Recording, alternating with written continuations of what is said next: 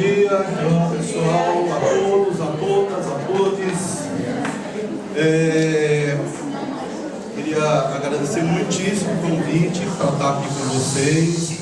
Quero agradecer especialmente a minha amiga agora, Patrícia Silva, né? Uma amiga de jornada na política de urbanização.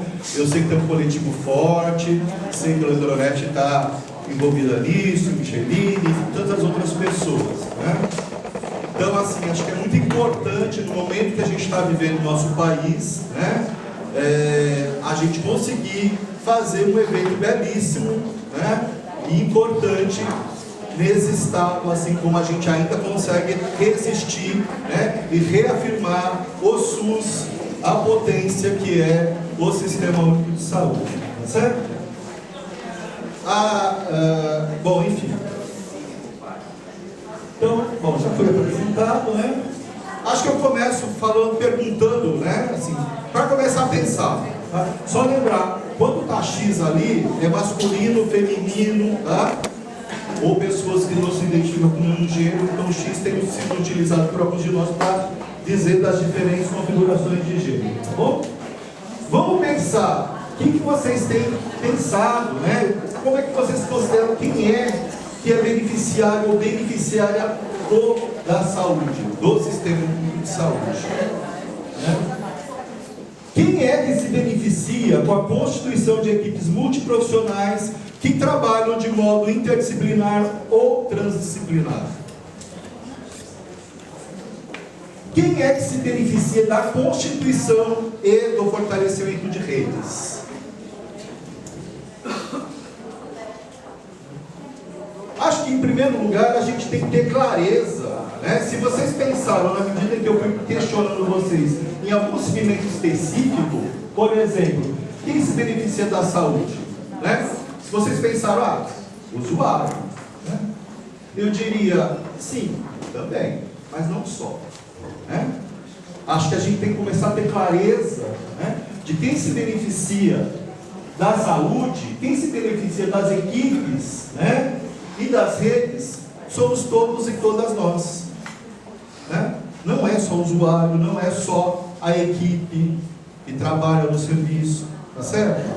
Então, é uma mudança que o próprio SUS já impõe a nós de repensar, né? Quem é que se beneficia da saúde? Quem é que faz a saúde? Né? Vamos pensar também, né? Um dos eixos desse evento é como é que tem sido a inclusão de usuários, usuárias e familiares no serviço de saúde onde você trabalha. E na rede? Até onde a gente de fato consegue incluir essas pessoas? Incluir não é simplesmente chegar depois que já todo mundo pronto e falar, olha, a sua parte é essa, você tem que fazer isso. Percebe? A inclusão que a política de humanização provoca e traz para nós, que é totalmente com aquilo com que o SUS nos propõe, né? É fazer a participação ativa dessas pessoas, né? Que tem a ver com a tal da escuta qualificada, né? Então, muitas vezes a gente vai pensar assim, bom, usuário, né, familiar, muitas vezes a gente sente que eles atrapalham a gente, né?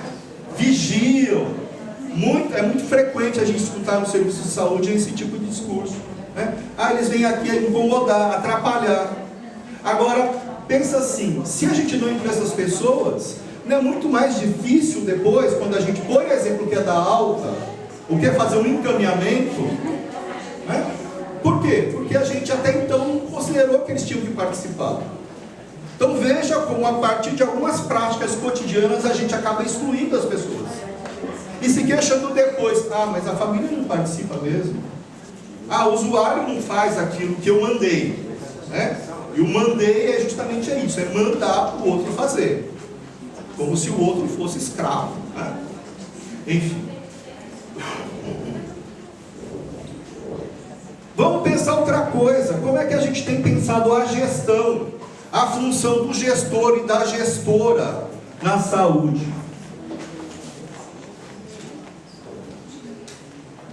O que se entende como produtor de adoecimentos e o que se faz em relação de quem trabalha na saúde? Muitas vezes, trabalhador adoece, né? E a gente não compreende que grande parte do adoecimento tem a ver com o processo de trabalho de saúde. Né? Muitas vezes a gente condena aquele trabalhador, né? E a gente fala assim, tá vendo, não trabalha bem, né? Não gosta do que faz, maltrata. Sim, vamos pensar, quando essa pessoa chegou naquele serviço, será que ela era assim? Ou será que ela começou a enfrentar tantas dificuldades, tantos nãos, né? Tantas agressões, tantos não investimentos, que ela foi adoecendo, ela foi se desencantando pelo próprio trabalho, né? Então lembrar que quando a gente, por exemplo, não quer acordar para ir trabalhar e vai para o trabalho infeliz, né? Isso não é um problema meu, simplesmente. Isso é um processo social. Isso faz parte de como é que tem sido trabalhar na saúde. Eu não sei se vocês sabem, mas trabalhador da saúde é a segunda categoria que mais adoece no nosso país. E não é à toa, não é um dado natural. É assim mesmo, não é? Você não escolheu isso? É isso. Sim, a gente escolheu por trabalhar na saúde, mas, né, não nessas condições, não desse jeito. Sério? Então a gente tem que começar a compreender que muitas vezes as pessoas, elas não trabalham do jeito como deveriam, porque elas estão adoecidas, fragilizadas, por conta de um processo. Tá? Quais as consequências então de tudo isso? É o que a gente está conversando, né? Alguns dos desafios do SUS, você já conhece, não coloquei todos porque são vários, né? Processo de trabalho fragmentado, baixa comunicação intra-equipe e entre equipes e serviços. Relações autoritárias e ou difíceis entre todos e todas. Entre gestor, gestora, trabalhador, trabalhadora, usuário, usuária, familiar, estudante, professor. Tá? Baixa aderência de usuários e familiares ao tratamento, de respeito aos direitos dos usuários. Superlotação, problemas na tal da referência e contra-referência, baixa resolubilidade, muitas queixas, inexistência ou fragilidade da constituição e do fortalecimento de redes, adoecimento de trabalhadores e trabalhadoras por conta do trabalho em saúde e daí em diante. Então vamos compreender que esses desafios, eles não são à toa, né? Não sei se vocês sabem, mas antes da constituição do SUS, antes da criação do SUS, já tinha uma força imensa para que ele não existisse. Então entender que as fragilidades que a gente vive no SUS, elas são provocadas cotidianamente por várias pessoas, por várias instituições. Por quê? Porque não há interesse de que exista, por exemplo, uma saúde pública, gratuita, de qualidade. É uma competição entre o conceito de saúde enquanto direito e a saúde enquanto um produto a ser consumido, a comprado, a ser vendido e daí em diante. Percebe? Então acho que a gente tem que começar a parar de falar mal do SUS, né? E compreender que várias práticas que estão aí na saúde pública do nosso país, elas são assim porque de fato não é SUS, né? Elas estão perdendo na disputa contra a afirmação de uma saúde que é privatista, né? Certo?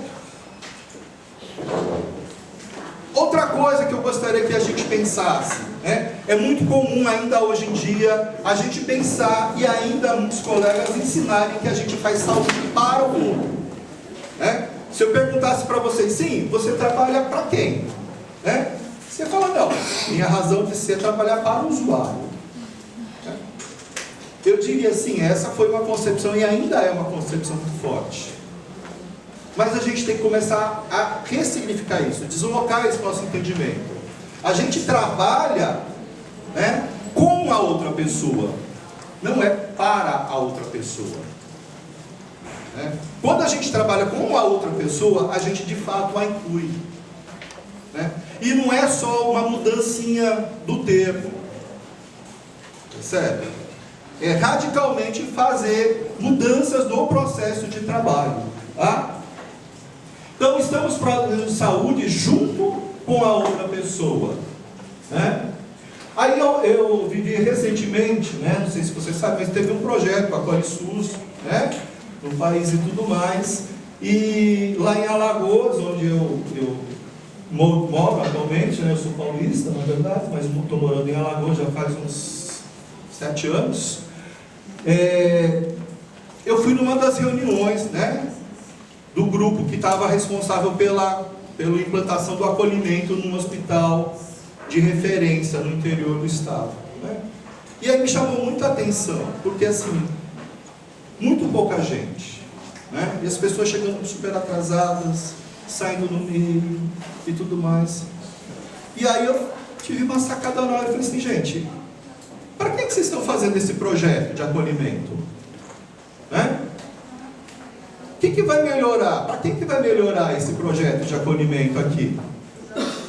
Aí a equipe de forma geral é para o usuário, que vai melhorar o acesso, vai qualificar o atendimento ao usuário, vai aumentar a resolutividade para o usuário. Eu falei, gente, sim, mas o usuário vem e vai, ele passa por aqui. Agora, vocês perceberam que para implantar acolhimento na porta de entrada, você tem que fazer toda uma discussão, uma negociação para dentro de todo o hospital? Que não é só na porta de entrada. Você percebe que você vai ter que sentar e conversar com as diferentes categorias e ver a contribuição que cada uma tem a dar? Né? Então, de fato, o projeto do acolhimento não é para outra pessoa. Vocês estão fazendo para vocês mesmos. Para vocês mesmos.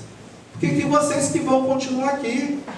É uma mudança em como o trabalho está se organizando. Tá? Então, uma coisa que para mim, depois que eu aprendi, que para mim é muito claro, é essa compreensão. A gente não está fazendo saúde para outra pessoa. Na medida em que a gente está fazendo saúde, a gente está fazendo saúde para nós mesmos. Para nós mesmos. Lembra que grande parte da vida a gente trabalha, né? E nada mais difícil, nada mais penoso de trabalhar num lugar que é insalubre, onde as relações são autoritárias, onde as coisas são difíceis. Percebe? Então, quando a gente vai pensar, por exemplo, ali no projeto do AcolheSUS, né? É lembrar, não, a gente está fazendo para o usuário, vai melhorar para o usuário? Sim, mas vai melhorar as nossas relações lá dentro do serviço. Vão melhorar, né? Vai integrar o nosso trabalho com outras profissões. Isso não pode ficar só para dentro do hospital também, porque a gente tem que ter essa rede para fora. Então percebe? Não é uma coisa que a gente faz para as outras pessoas e para o usuário, né? A gente faz para a gente mesmo.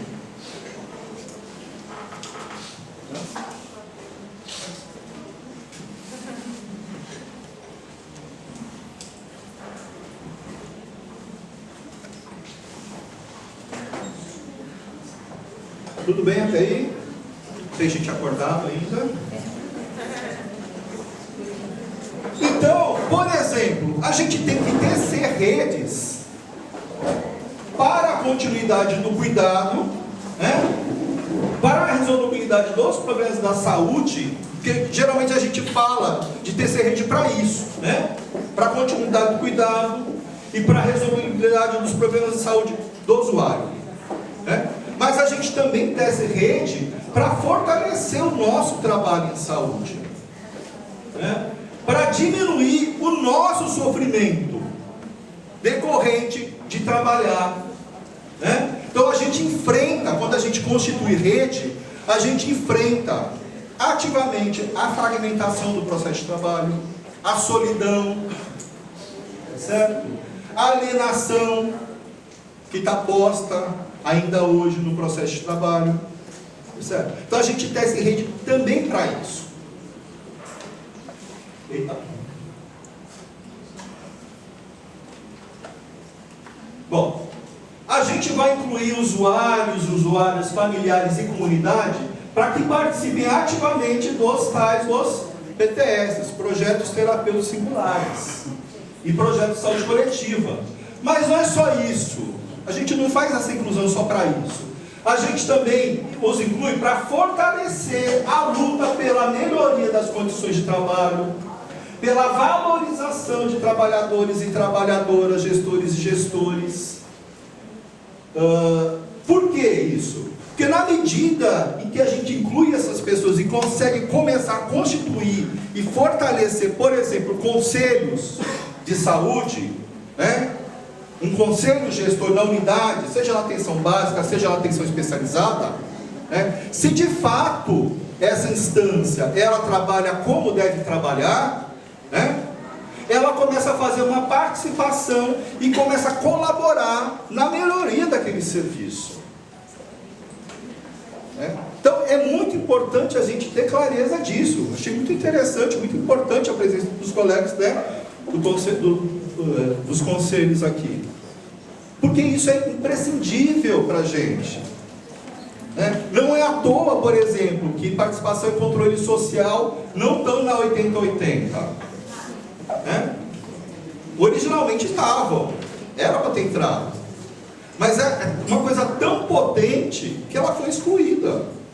Mas felizmente naquela época tinha um movimento social muito atuante, né, que continuou requerendo, e aí que houve a 8142, percebe? Então, nada é à toa. Por que será que a gente tem tanta dificuldade de incluir usuário e familiar? Muitas vezes porque a gente acha que a pessoa vai atrapalhar, vai me incomodar. Quando na verdade não é isso. A gente tem que produzir um outro entendimento e fazer um outro tipo de saúde. Certo? Eu, por exemplo, né, quando eu terminei meu doutorado, eu resolvi que eu não ia ficar mais em São Paulo. Resolvi prestar concurso numa capital do Nordeste com praia, porque eu gosto de calor, queria morar na praia, enfim, né, com a ilusão que eu ia ficar todo dia na praia, uma vez no mês eu ia lá, mas enfim. E aí, lá, eu fui parar na Universidade Federal do Tocantins, né, no meio do país, num calor imenso.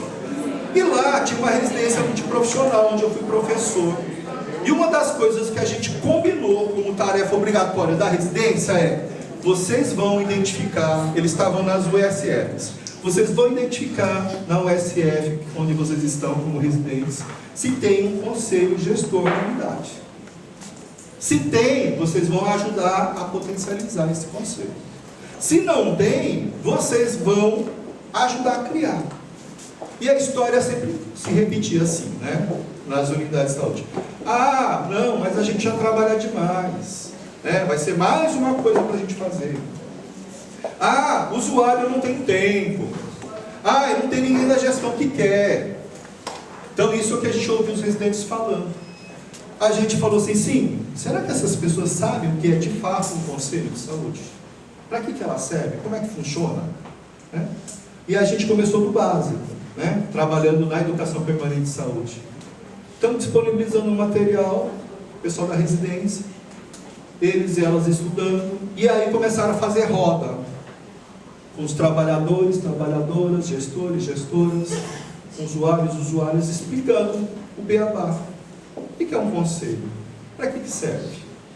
O que o conselho vai ajudar a gente aqui? E acho que foi muito legal, né? Porque em algumas unidades, de fato, aí começou aquele movimento das pessoas começarem a se tocar para que servia. E achei estupendo, bárbaro, né? Quando um dia o secretário municipal de saúde chamou a gente e falou: escuta, o que vocês estão fazendo nessas unidades que vocês estão? Por que, senhor secretário? Não, porque eu estava lá na reunião, né, no Conselho Municipal, e teve um usuário, que era conselheiro de uma unidade que antes não tinha, né, que foi e começou a me fazer um monte de pergunta, começou a querer saber onde é que eu ia aplicar o dinheiro, né? Quem é essa pessoa? Percebe? E eu achei muito interessante, porque era um secretário que na época era muito alinhado, né, de certa maneira, àquilo que o SUS propõe. Né? Tinha algumas dificuldades, mas era muito alinhado. E a gente ficou assim, né, dando pulos de alegria. Por quê? Porque até então, o secretário fazia o que ele queria do jeito que ele queria. Até muito bem questionado. Né?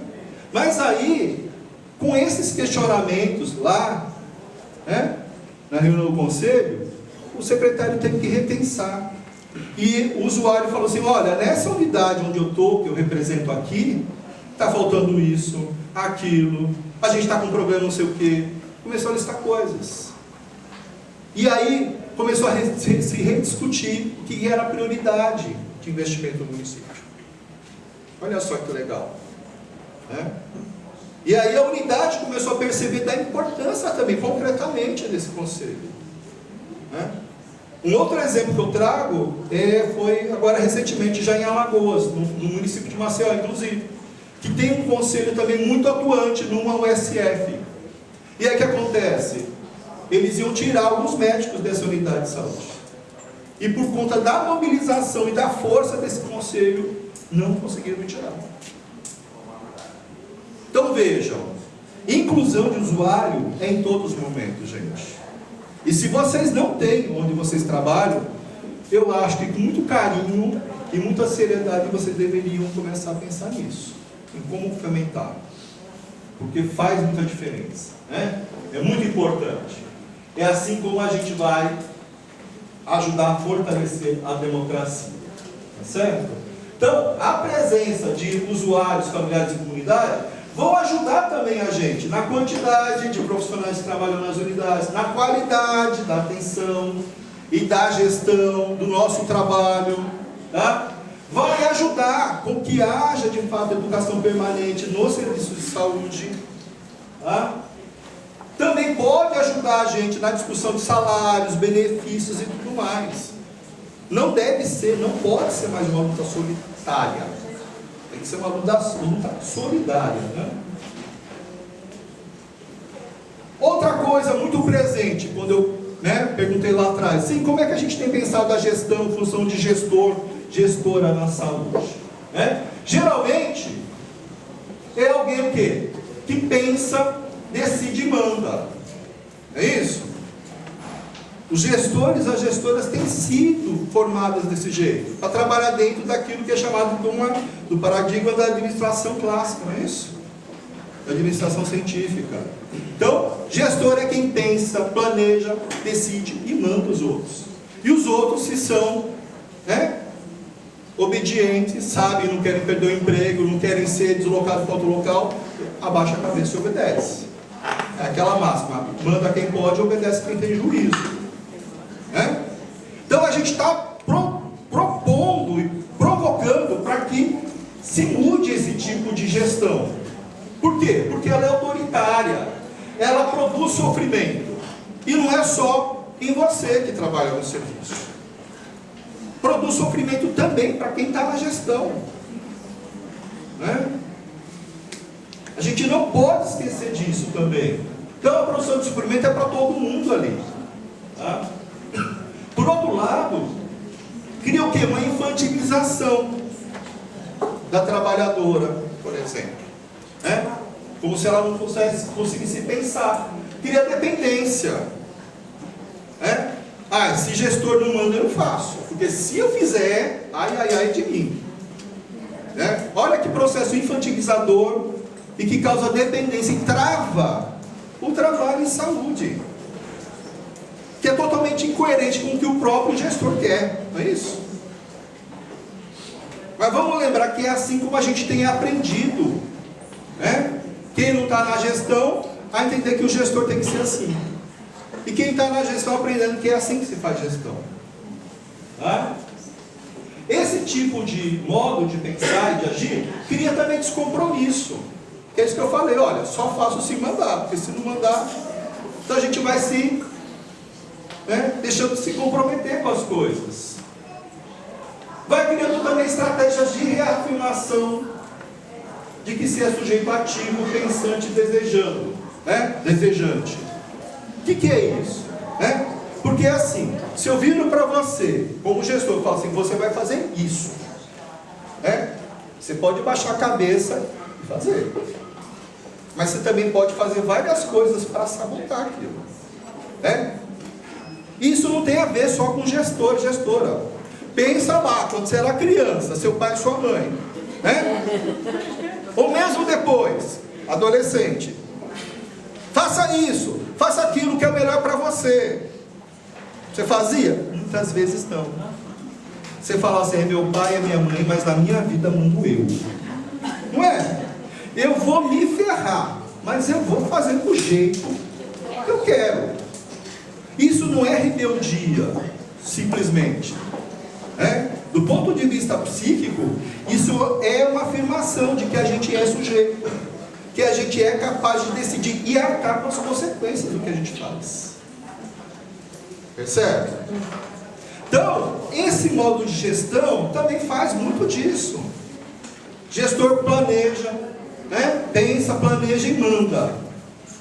E trabalhador, trabalhadora, muitas vezes não faz.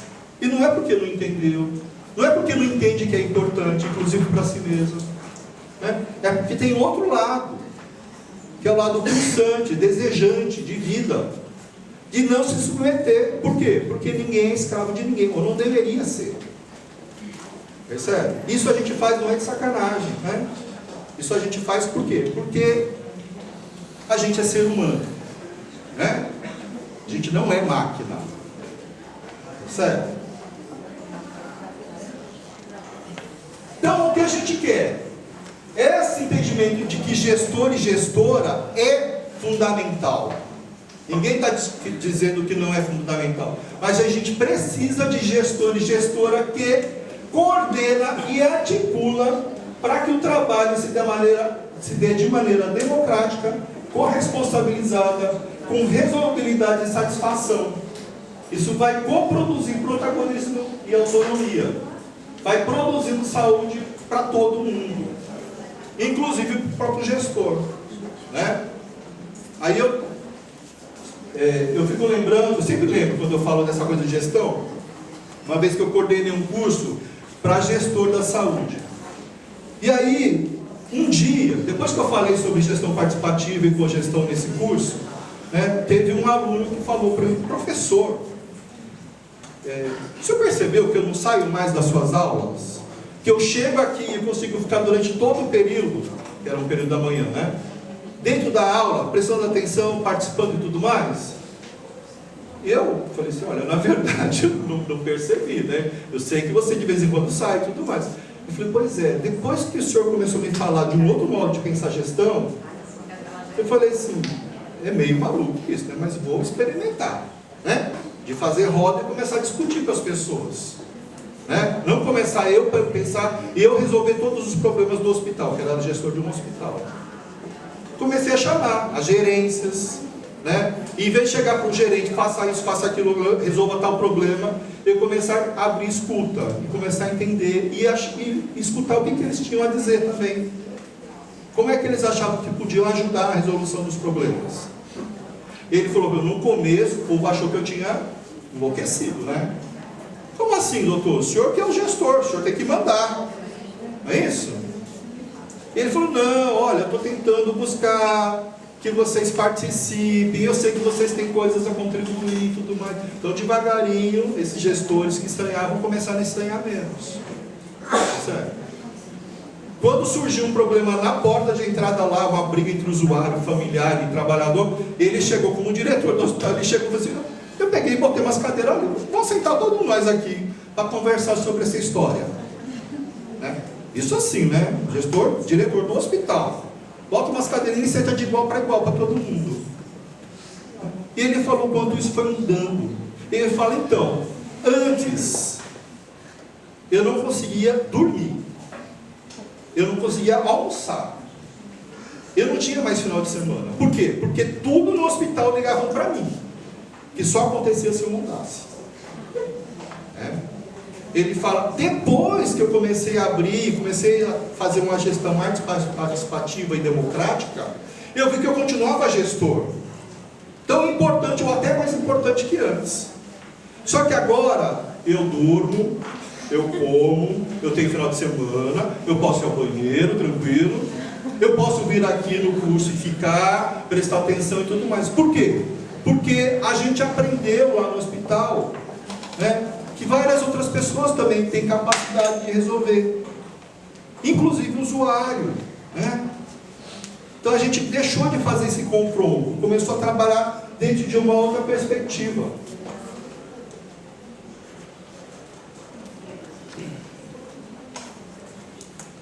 Então vejam, são coisas que estão no cotidiano, que eu disse, que estão aí no SUS, mas que são diferentes do que o SUS propõe, né?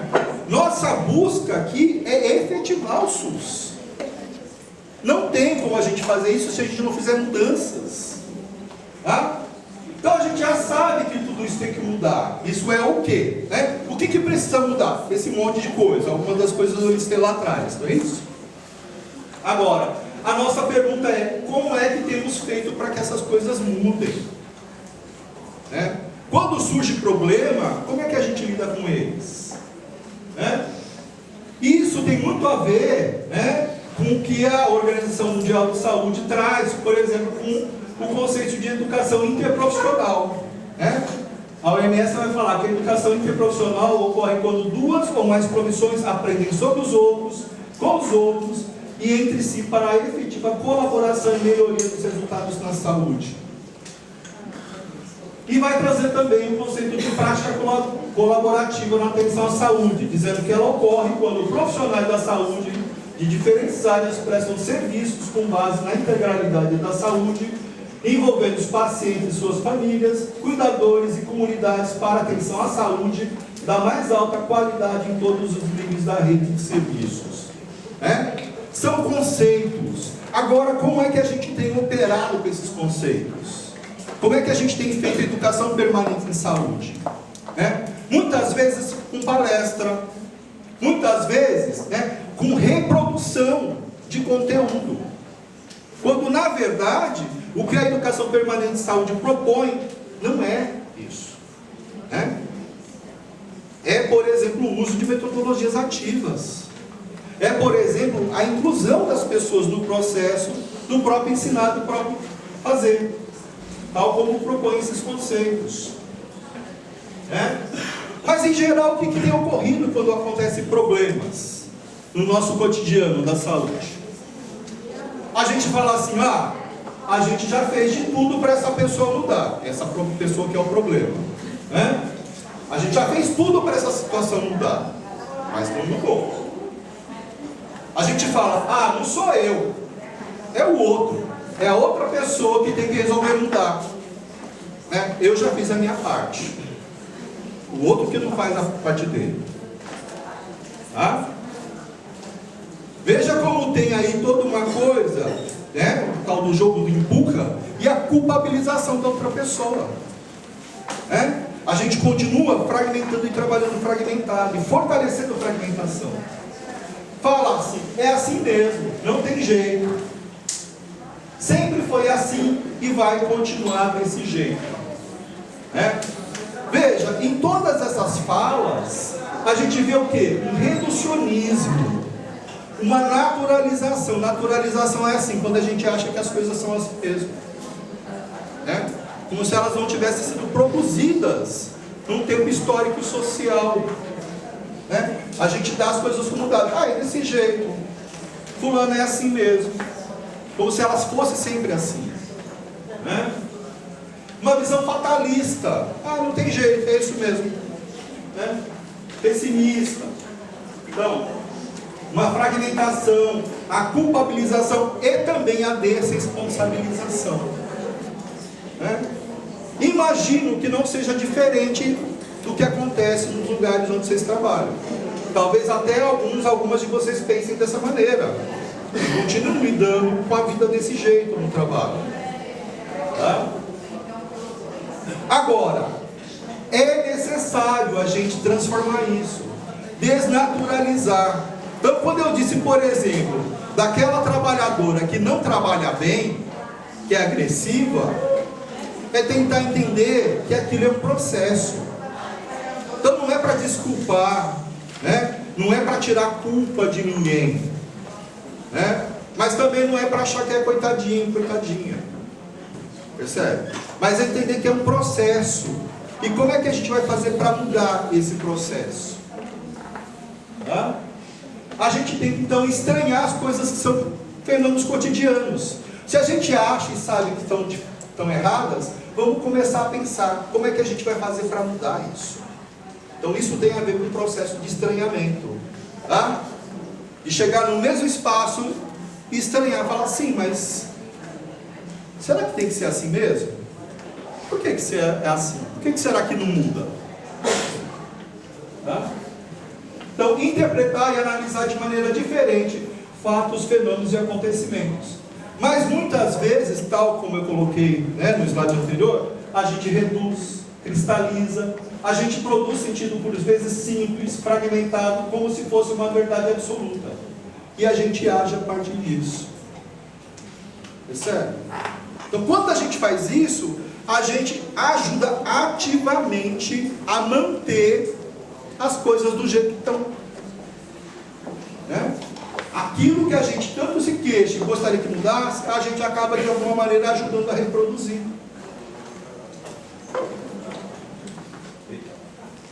O que a gente precisa então é ampliar a análise, retomar o caráter histórico e social das coisas, entender que os fatos, fenômenos, acontecimentos são produtos de uma realidade complexa, onde participam diversos atores humanos e não humanos. Né? A realidade então é diversidade, complexidade, composta de forças relações de força, saber e poder. Tá?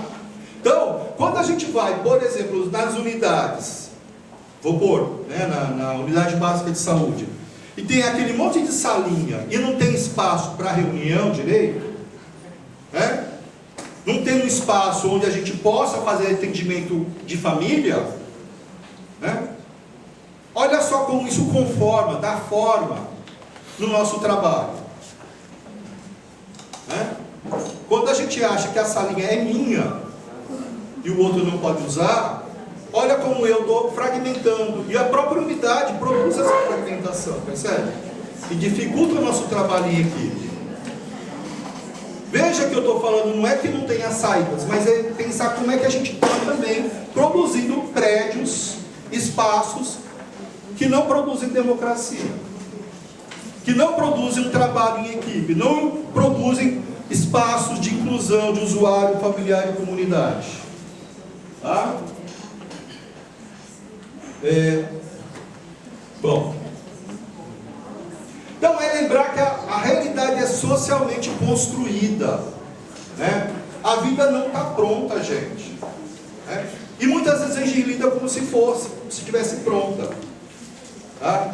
Então, aquele fulano, aquele usuário que falta cotidianamente as consultas, né? E a gente bota a culpa e briga, está ocupando vaga e tudo mais. Vamos parar com isso e começar a pensar assim, o que será que está acontecendo nesse nosso trabalho, em como é que a gente está trazendo esse usuário ou não, para que a gente tenha esse efeito, essa decorrência. Porque de alguma maneira, se a gente obriga e a gente resolve tudo, e o usuário só tem que ir naquele dia, naquele horário, não participativamente, ele também não vai reconhecer a importância daquilo, né? Vai ficar uma opção pessoal, se vai avisar com antecedência ou não, vai faltar, né? Percebe? Vai criando esse compromisso. Tá? Lembrar então que as verdades elas são provisórias, situadas, contextualizadas. E lembrar que as subjetividades também são construídas. A política de humanização, ela nos fala isso, produção de novos sujeitos e novas subjetividades. Isso quer dizer o quê? Né? Que a partir, por exemplo, do momento que a gente está aqui, eu estou falando sem parar, né? Que minimamente alguma coisa já deve ter mudado em vocês, em mim mesmo, né? Algumas coisas a gente está repensando, isso vai orientar e vai mudar uma prática, percebe? Então a gente já não é mais o mesmo, a mesma. Não tem essa coisa da gente ser idêntico e sempre igual, né? Então é a mesma coisa que a gente precisa provocar nos outros espaços. de gestão e de cuidado também. Então tudo isso é uma mudança de paradigma, né? Aquilo que eu chamei de um processo de desnaturalização contra o fatalismo, né? Uma ampliação e aprofundamento dos fenômenos, uma abertura ao diálogo, às negociações pactuações e avaliações permanentes, né? E a gente vai fazendo, ensinando e aprendendo outras maneiras de entender e produzir gestão, atenção, formação. Consequentemente, a gente vai produzindo outros sujeitos. Tudo bem até aí? Está muito cansativo? Não. Tem gente dormindo?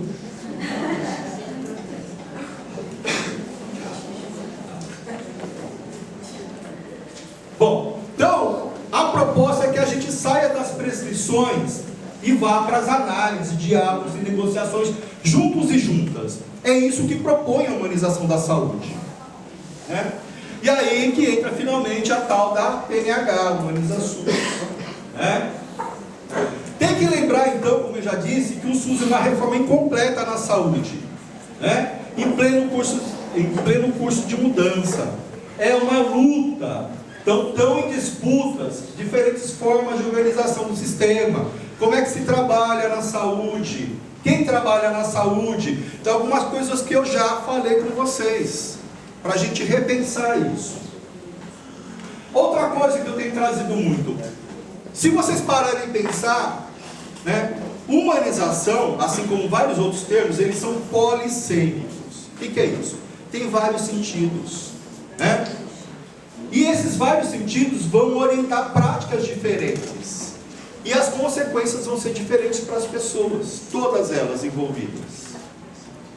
Então, por exemplo, há quem diga que humanização é funcionário usar crachá, né?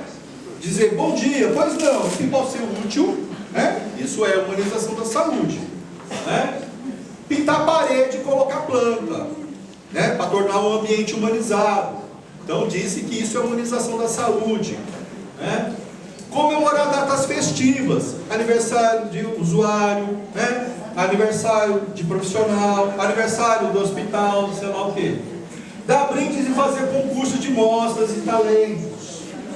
Criar brinquedoteca, palhaçaria, né? Então veja, como tem um conceito muito amplo do que é a humanização da saúde. E não é o mesmo conceito, né? Eu já vi, por exemplo, né, um hospital, né, que resolveu que ia comemorar o dia do funcionário. Ok. E eles resolveram dar brinde para os funcionários. Só que tinha 300 funcionários. E tinha 180 brindes. Aí chegou para a moça da humanização, então, é uma ação de humanização. Você que é responsável, você vai ver para quem que vai dar os brindes. Percebe? Isso foi ventilado como uma grande ação de humanização dentro daquele hospital. Então pergunta, sim, humanização para quem e para quem? Certo? Eu já vi espaços onde se cria brinquedoteca, mas a brinquedoteca quase não tem brinquedo, está sujo, está quebrado, tem um horário restrito, não tem funcionário que fique lá, que acabou produzindo mais sofrimento, né? Quando não está aberto, quando não tem, né, brinquedo, etc. Então, é para a gente repensar. Não estou brigando contra os outros sentidos de humanização, mas estou mostrando que tem, né, diferentes sentidos. Agora, tem que lembrar, para humanização, a PNH propõe que humanização não se faz por meio de ações pontuais ou fragmentadas. Não é assistencialismo, não é voluntarialismo, não é paternalismo, certo? Não é tecnicismo, não é uma técnica que a gente faz, tá? A política de humanização não é caçar quem são os maus humanos, onde é que está a maldade no ser humano, né, para tornar as pessoas humanas. Né? Quando a gente trabalha com a política de humanização, a gente sabe que todo mundo é ser humano, né? Bom e mal, né? Todo mundo tem seus momentos, bons momentos e maus momentos, certo? Então a gente não está buscando nem santificar ninguém, nem demonizar ninguém. dizendo que são maus humanos. Vamos humanizar esse ser humano. Não é isso que a gente propõe, qual a política de humanização? Então, humanização não é o contrário do suposto ser humano desumano ou inumano. Todo mundo é ser humano. Tá? Então a gente vai começar a desnaturalizar e repensar, ampliar o conceito. Vamos pensar, aquela pessoa que não colabora, ou que é agressiva, ou não trabalha em equipe, como ela foi se ensinada a se portar? Que lugar ocupa e a fazem ocupar? Quais as possibilidades e impossibilidades interferem na produção de saúde? Quão adoecida essa pessoa está por conta do trabalho em saúde? Quão adoecida essa pessoa está por não ter acesso e possibilidade de exercer seus direitos, que são direitos constitucionais: saúde, educação, alimentação, moradia, trabalho, lazer, tudo isso é direito, está lá na nossa Carta Constitucional ainda hoje. Então, quais as mudanças das nossas práticas a gente precisa fazer e como a gente tem que fazer? Então, é mudar o modo de fazer. Lembrar e perceber que as práticas dessa pessoa, que alguns dizem que é desumana, como ela, naquele momento da interação conosco, pode ser resultado de condições degradantes de trabalho e ou de vida, contra a naturalização, a tal que a gente brinca, da síndrome de Gabriela. Quem é mais antigo conhece a música, da Gabriela. Eu sou assim, eu nasci assim, eu sou assim, você sempre é assim. Só que não é, Gabriela é linda a música, mas não é um ser humano, porque as pessoas mudam, percebe? Então, a gente vai enfrentar tudo isso: o reducionismo, o fatalismo, a culpabilização e a responsabilização. Para a PNH, então, humanização é interferência nos processos de trabalho em saúde. Humanização da saúde é analisar e mudar como é que a gente tem feito nosso trabalho em saúde, nossa gestão em saúde, nossa formação em saúde. Então não se trata de humanizar o ser humano, mas lidar e enfrentar relações de poder, trabalho e afeto que produzem práticas desumanizadas. Ela está focada nos processos de trabalho, em como a atenção e a gestão têm sido produzidos e como melhorá-los. Fazer a humanização da saúde para a PNH não é blá blá blá, não é ficar aqui falando de humanização e falar o que o outro tem que fazer para ser uma prática humanizada. Percebe? É mudar processo. Então, desumanização é tudo aquilo que não nos permite sermos sujeitos, protagonistas e autônomos e autônomas. Lembrando que os assujeitamentos produzem adoecimentos. Sempre lembrar: humanização da saúde para a PNH, ela surgiu e ela se mantém a partir de práticas concretas. A amostra que vocês trazem, os trabalhos que vocês trazem aí, ajudam no fortalecimento e no reconhecimento que existe um SUS que dá certo, apesar de todas as forças contrárias, apesar de tanta gente mal intencionada ou desconhecedora daquilo que o SUS propõe. Percebe? Então, quando vocês recebem ali o documento da PNH, as cartilinhas, não é um grupo de pessoas intelectuais que sentou para pensar e falar: seria genial se as pessoas fizessem assim, e prescrevendo condutas. Não é, Então, consultores, consultoras da PNH começaram a identificar o que tem de interessante no território, nas práticas. E aí começou a fazer coleta dessas coisas, e aí estudar, e aí teorizar. Daí surgiu o material. Então, humanização da saúde não é chegar com a cartilhinha e falar: vocês têm que fazer desse jeito.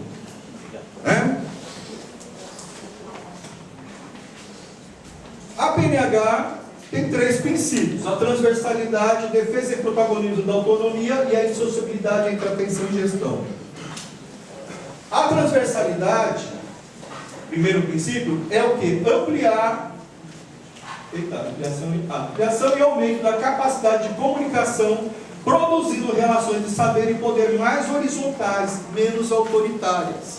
Um dos grandes problemas que a gente tem na saúde é baixa comunicação. Isso tem pesquisas que mostram isso no nosso país inteiro. Tá? Então a gente tem que botar as pessoas para conversar de uma maneira não autoritária. Outro é o fortalecimento do protagonismo e da autonomia dos sujeitos dos coletivos, né? Lembrando que protagonismo é a ideia de que a ação, interlocução e atitude dos sujeitos ocupam lugar central nos acontecimentos. Por sua vez, a autonomia é a capacidade que as pessoas têm de criar regras de funcionamento para si mesmas e para os outros. Tá? Agora, fundamental é lembrar que protagonismo e autonomia, elas não são similares, não podem ser confundidas com individualismo. A gente é criado numa sociedade que faz com que a gente se torne individualista. Eu vou, se você vai ou não vai, problema seu, né? Eu sei que é assim, então eu vou lá e resolvo. Isso não é protagonismo, isso não é autonomia, porque protagonismo e autonomia a gente cria junto.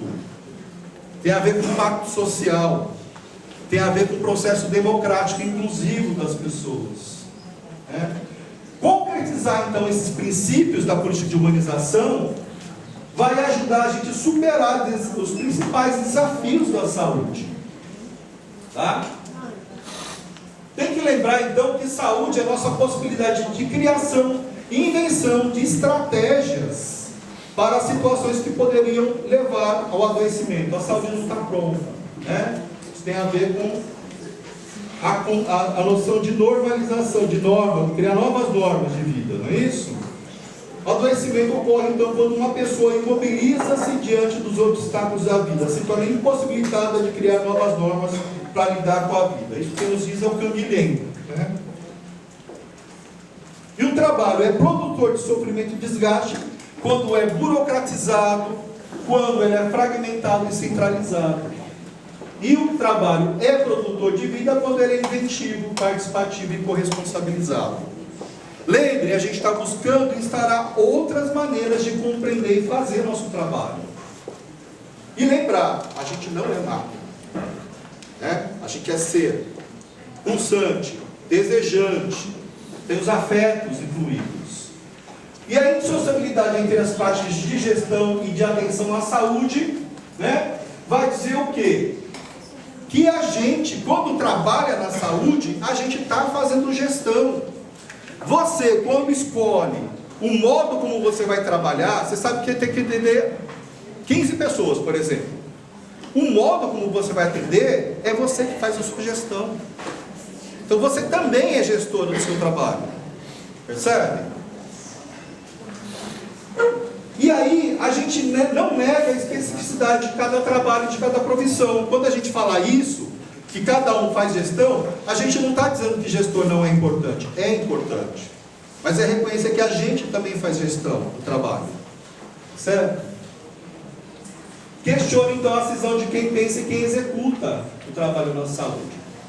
Agora, a gente tem que lembrar também que o modo como a gente faz gestão, né, orienta e restringe determinadas maneiras de fazer atenção.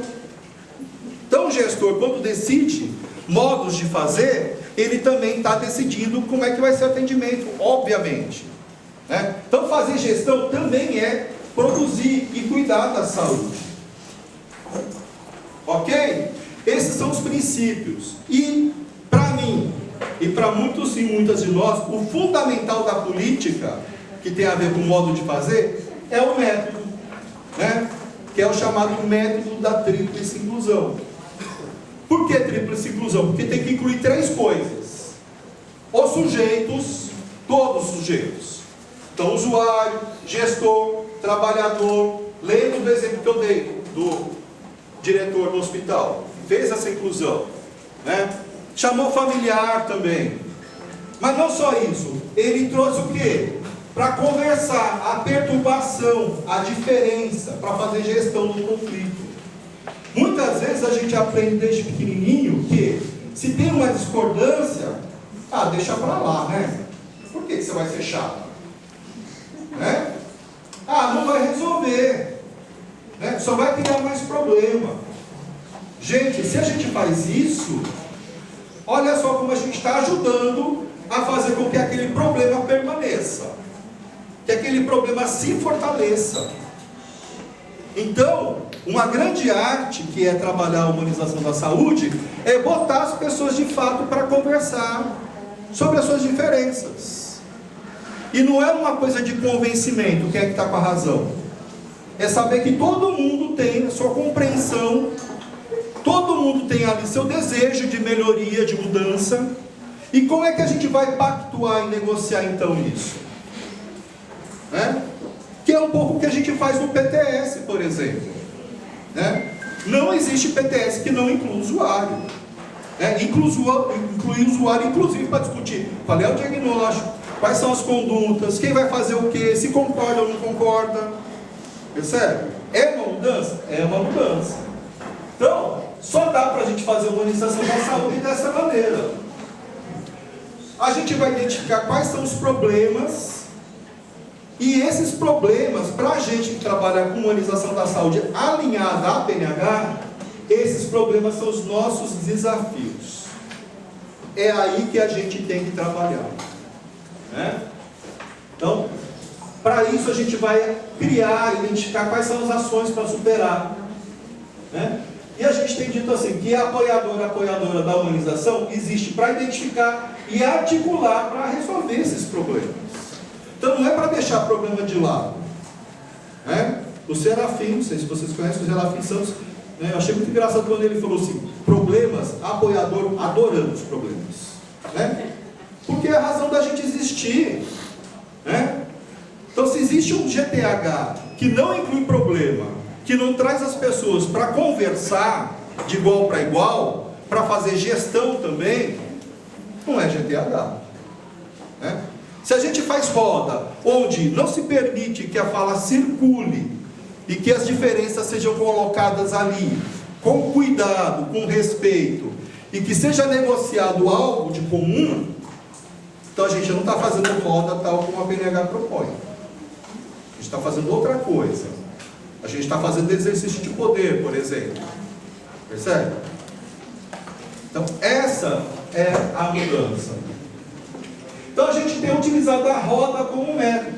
Por quê? Porque na medida em que a gente bota as pessoas em círculo, não precisa ser em círculo, mas na medida que a gente põe em círculo, por quê? Porque é mais fácil de todo mundo ver, das pessoas se sentir incluída, Mas a ideia não é só ficar no formato de círculo, é que a fala circule, que todo mundo tenha direito à voz, e todo mundo seja escutado, porque não adianta falar se os outros não escutam, e a gente consiga de fato pactuar alguma coisa que mude e resolva aquele problema.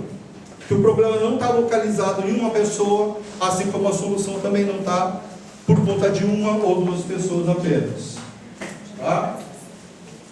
Então, é uma forma de democratizar as relações, permitindo um planejamento compartilhado e com responsabilidade pelas ações e pelos resultados.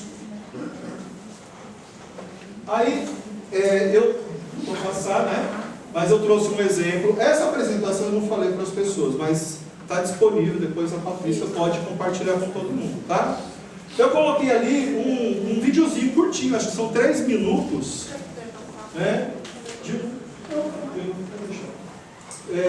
depois vocês acessem, é um videozinho que tem no YouTube de um aluno meu que foi do mestrado, que ele fez falando sobre educação permanente, a roda de conversa como um método de inclusão e trabalho na educação permanente em saúde. Tá bom? Mas quando a gente faz roda, a gente tem que fazer um contrato. Por quê? Porque geralmente a gente faz roda e a gente acha que todo mundo sabe como é que funciona. E eu estou propondo que a gente faça a roda de determinada maneira, onde as pessoas possam falar, onde as pessoas se sintam autorizadas a falar. Então, para isso a gente tem que pactuar, às vezes data, horário, local, modo de funcionamento, às vezes sigilo, porque a gente tem que combinar que a gente vai falar sobre problema.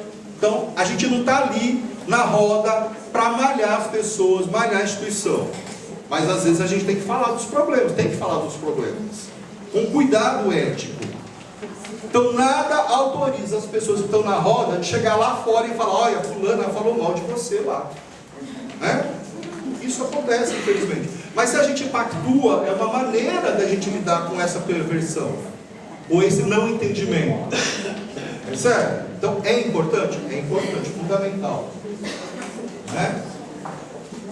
Bom, roda existe para ampliar e negociar. Não é a maioria ganha, gente. Percebe? Essa história da maioria ganha, ela também é autoritária. Sim, se a maioria ganha e a minoria baixa a cabeça e aceita, continua escravo. Roda de conversa não é lata de lixo. A gente não faz roda de conversa para todo mundo chegar lá, falar, desabafei, ótimo, agora eu volto para o inferno, que é o trabalho que eu faço. Não é. E eu tenho visto isso no nosso país. Às vezes as pessoas falam assim, eu trabalho com a política de humanização, estou fazendo roda. Aí eu vou lá ver, né, sei lá, às vezes me convidam, eu falo, gente, mas aí as pessoas falaram, desabafaram, e voltam, e nada acontece, não muda nada no trabalho. Então veja, lembre, para a PNH, humanização da saúde é analisar e mudar o processo de trabalho. Todos nós, e não é gestora que faz isso, é a gente também. Lembre de novo, a gente não está tirando lugar de gestor nenhum, né? Mas a gente sabe que a gente participa ativamente e tem direito a isso. Então é reconhecer que cada um de nós é gestor também, é protagonista, tá? E é muito importante a gente fazer registro. Por quê? Isso é fundamental, gente. Vocês estão nessa mostra então, cara, tem que dar visibilidade. Não basta dar visibilidade hoje, agora. Por quê? Porque tem todo um discurso, né, contrário ao SUS na mídia e nas falas cotidianas. Se vocês não registram, não divulgam o que está acontecendo nos lugares onde vocês trabalham, é como se não existisse. Sinto muito. Então tem que começar a divulgar, né? Por quê? E por isso foi criada, por exemplo, a rede Humaniza SUS, né? Para ajudar a divulgar e também servir como um repositório de experiências que são SUS e que funcionam e que não vão aparecer na grande mídia, porque não há interesse de fortalecer um SUS que existe, que funciona, que é legal. Percebe? Lembra-se, a coisa mais básica, você nunca ouviu falar de um tal desodorante. Se começa a ver toda hora cartaz, na revista, e não sei o que, olha só como a gente é. A gente fala, deve ser bom mesmo, né? Não é? A gente começa a consumir, não é? E fala para as outras pessoas. Coisa mais básica da propaganda. Então a gente precisa divulgar o que a gente tem feito. Está na mostra e trazer para a mostra? Ótimo, maravilhoso. Sim. E os posts na Rede Humaniza SUS fizeram? Vamos fazer? Comentaram, leram e comentaram os posts dos outros? É uma rede colaborativa, percebe? Então isso também é importante, né? Enfim, vou tentar terminar, tá?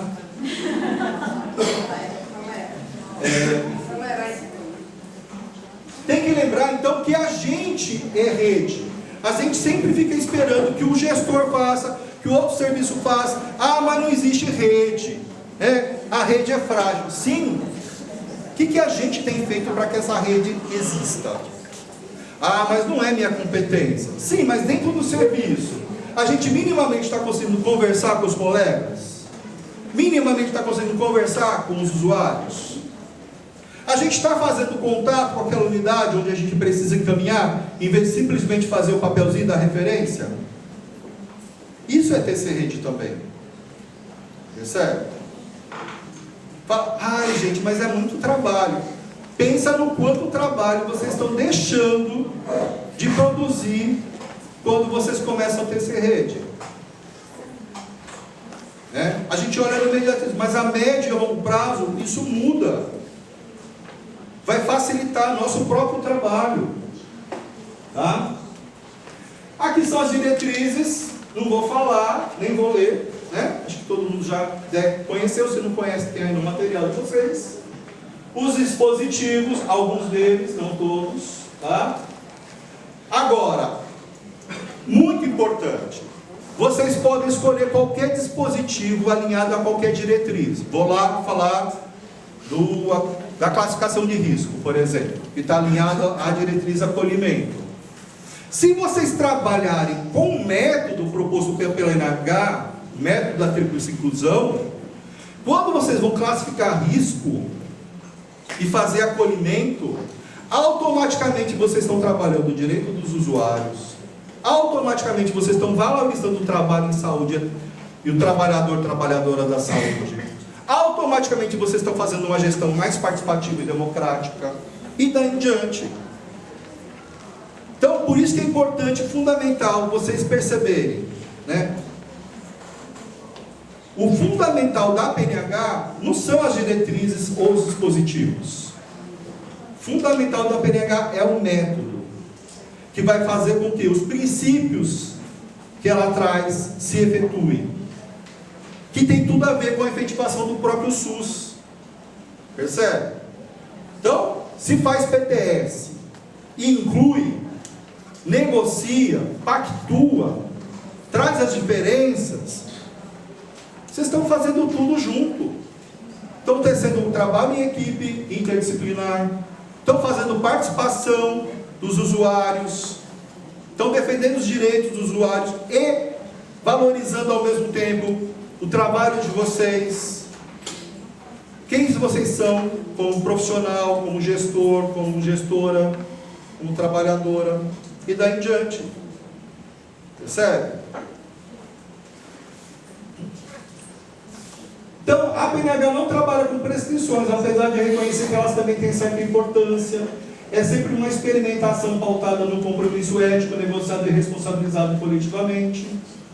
E aí é o que a gente faz. A partir do local de trabalho, de onde cada um de vocês trabalha, a gente vai entender quais são os nossos problemas. E esses problemas são os nossos desafios. E a gente vai planejar junto como a gente faz para superar esses problemas. É isso que é a humanização da saúde, para a política de humanização. Volto a dizer, tem outros conceitos de humanização? Tem, beleza, não estamos contra nada disso, mas trabalhar com a política de humanização é reafirmar isso. Tá? Trabalhar de fato com as diferenças. Incluir, negociar e pactuar. Algo que seja comum. Tá? Bom, humanização e produção de saúde implicam na constituição e fortalecimento de redes. Conheça o que tem sido divulgado a respeito das ações de humanização da saúde, né, na rede HumanizaSUS. Já falei da importância do registro e da divulgação. Não sei quem de vocês já acessou a rede HumanizaSUS, né? Agora, não sei se vocês perceberam, toda semana a Alagoas está lá no destaque, né? Desculpa, tá? Porque lá existe um SUS muito problemático, né? A cobertura é baixíssima, a gente tem inúmeros problemas, mas a gente mostra que apesar de tudo isso, tem várias coisas acontecendo lá. E aí alguns de vocês já devem ter lido algumas coisas que acontecem lá, então sabem que existe, a gente está lá como parceiro, né? A gente está aberto ao diálogo e às contribuições, né? E não é só lá, né? No país, para fora do país, a gente está mostrando, olha, tem algumas coisas que acontecem em Alagoas e que funcionam, assim como acontece aqui em Santa Catarina. Agora, sinto muito, se você faz uma coisa maravilhosa na saúde pública, não divulga, ninguém sabe que existe. Então vocês ajudam a enfraquecer o SUS, percebe? Não com essa intenção, mas, né, tem que lembrar, nossa ação ela é ativa, mesmo quando a gente se isenta. A gente coproduz a realidade. Então a gente está buscando reafirmar que existe um SUS que, apesar de tudo, apesar da baixa qualificação, da educação permanente em saúde, muitas vezes você falha, né? Do baixo investimento financeiro, de ter gestor e gestora que não se interessa pelo SUS, apesar disso, a gente resiste e reexiste. Percebe? Então, vejam o que acontece lá na RHS, ajudem a fortalecê-la. Promover a humanização humanização dos locais de trabalho é aprimorar a capacidade, então, de compreender e analisar o trabalho, de forma a fazer circular a palavra, criando espaço para debates coletivos sobre os problemas, né, que são nossos desafios, possibilitando a sua resolução de maneira democrática e corresponsável. Isso é a humanização da saúde para a gente. Aí a gente vai produzir saúde, a gente vai produzir novos sujeitos e produzir redes também. Tudo junto. Né? Isso aqui eu já falei. Só para vocês terem noção do que acontece em Alagoas. Em 2008, começaram a ter algumas oficinas sobre a política de humanização. Isso foi um incentivo, uma iniciativa do Ministério da Saúde no território nacional. Tá? Então lá também aconteceu. Em 2009 foi criada a Câmara Técnica de Humanização, que existe até hoje. A gente tem reuniões mensais, participam gestores, trabalhadoras, professoras, estudantes, gente da gestão, da atenção básica, atenção especializada, universidade, enfim, ela é aberta. Apesar de ter um grupo gestor e pessoas que votam e tudo mais, mas é sempre aberto para todo mundo. A gente, em 2011, teve o primeiro curso de formação de apoiadores e apoiadoras. A gente está na 8ª edição do Seminário Estadual de Humanização. Começou em 2012 e o próximo vai ser semana que vem. Quarta-feira que vem a gente tem o nosso 8º Seminário Estadual. É um seminário anual, tá? De humanização da saúde. E a gente vai fazer junto a 3ª mostra de ações de humanização. Lá começou em 2017, semana que vem também junto, então vai ter a mostra. Uma coisa muito legal que aconteceu lá, né? Nas discussões da Câmara Técnica, a gente achou que era interessante ousar e criar um plano estadual de humanização. Então a gente desenhou um plano estadual, né, incluindo gestão, atenção básica, especializada, etc., né, ensino. E aí esse plano estadual ele foi pactuado na Comissão de Integração Ensino-Serviço, no Conselho Estadual com o Conselho Estadual de Saúde, né, com os Conselhos Municipais de Saúde, foi na CIB, enfim, tá certo? Então é algo que foi pactuado e a gente está monitorando. Então é uma dica também para vocês, né? A gente tem feito várias oficinas, né? Então, na Universidade Estadual, na Secretaria Estadual, no Hospital Universitário, no Hospital Geral do Estado, em algumas cidades do interior, não coloquei todas, né? Tem GTH, tanto na capital quanto no interior, tanto em níveis de gestão quanto de atenção, tá? Tem acontecido inúmeras rodas de conversa, né? A Universidade Estadual de Ciências da Saúde, ela tem feito apoio aos serviços, escutando quem trabalha na saúde, promovendo rodas, cursos, etc., em várias unidades de gestão, né? A gestão da maternidade estadual de alto risco é deles, Hospital de Doenças Tropicais, né? Hospital de referência do interior também é deles, tá?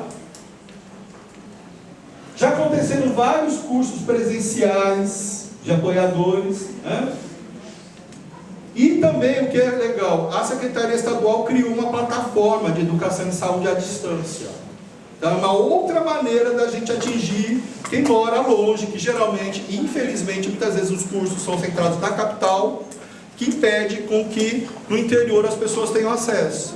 Então, por meio dessa plataforma virtual, eles começaram a fazer. E a preocupação sempre é: PNH não é blá blá blá, não é pegue, leia e decore o que a política diz e aplique. Não, né? PNH é transformação dos processos de trabalho. Então, durante os cursos, mesmo sempre presenciais, as pessoas têm a obrigação de pensar quais são os desafios no local onde trabalha e produzir um plano de ação e intervenção, que começa a acontecer já durante o próprio curso. E aí eles têm momentos presenciais, acho que são 3 momentos presenciais, né? E todo o resto da carga horária é à distância, com gente fazendo apoio virtual, tá? Então é uma coisa que tem que estudar. Foi feito um curso de apoiadores e apoiadoras também com a gerência estadual de atenção primária, que foi presencial.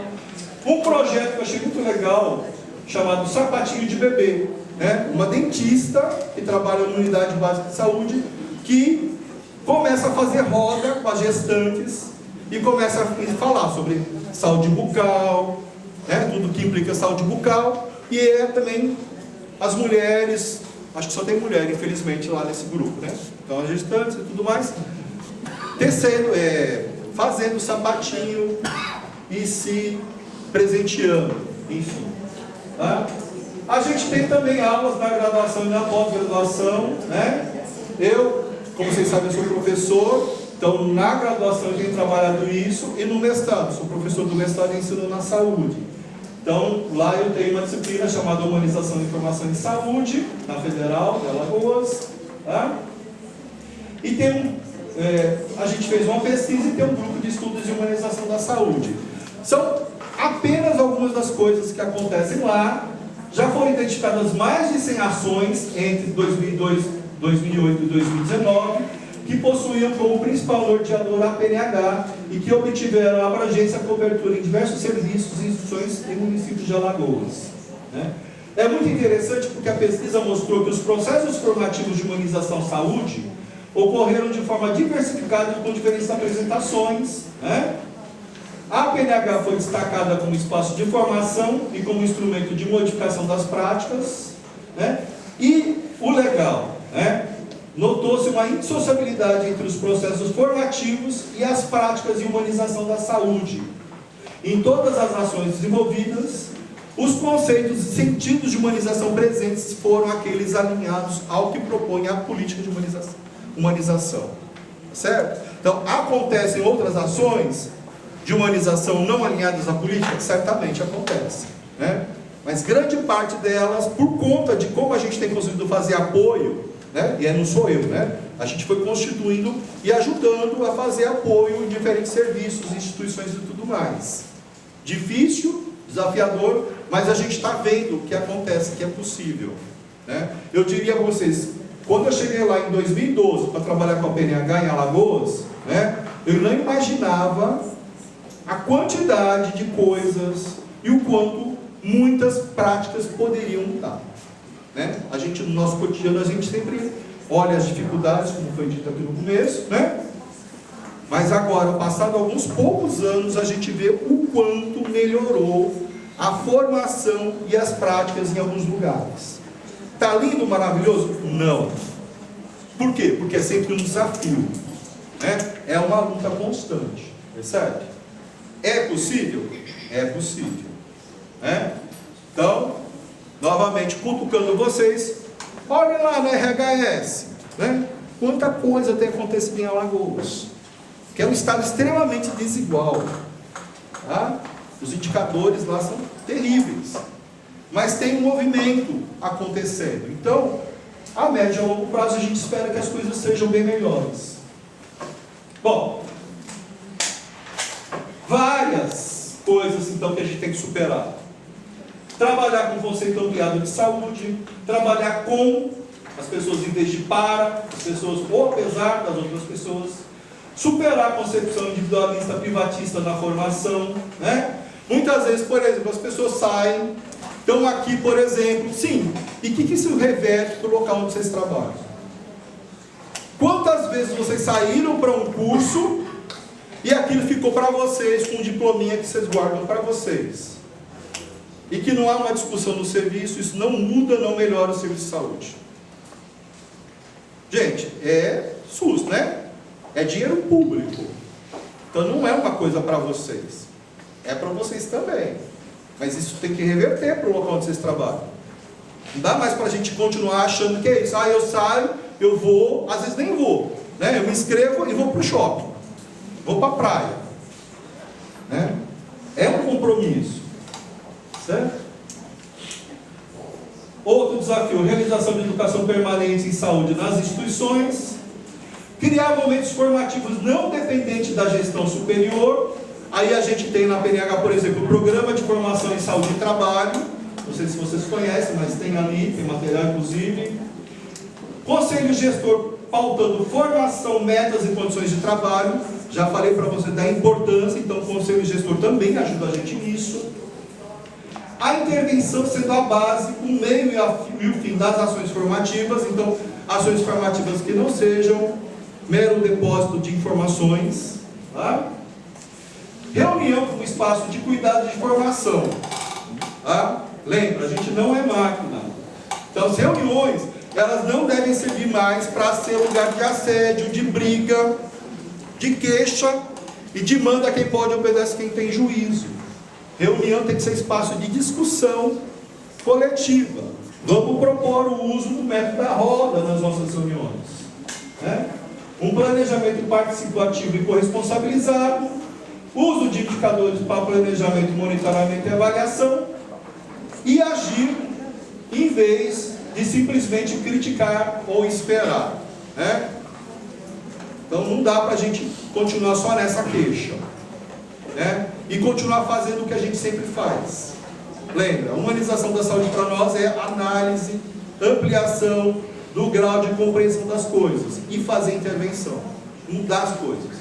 E não é para o outro, é para a gente também, para melhorar o nosso trabalho, nossa saúde. Tá? Por fim, lembrar que a gente que é a resistência. Né? A gente está aqui não é à toa. Porque a gente, de novo, está reafirmando e querendo que as coisas melhorem. E a gente não vai fazer as coisas melhorarem se a gente só continuar na queixa, na identificação do problema e achando que o outro que tem que resolver, que a culpa é do outro e daí em diante. Beleza? Sei que eu falei pra caramba. Não é o que eu gosto de fazer, mas enfim. Gosto de conversar com as pessoas. Mas eu sei que tem uma pauta imensa e tudo mais. É isso. Obrigado, gente.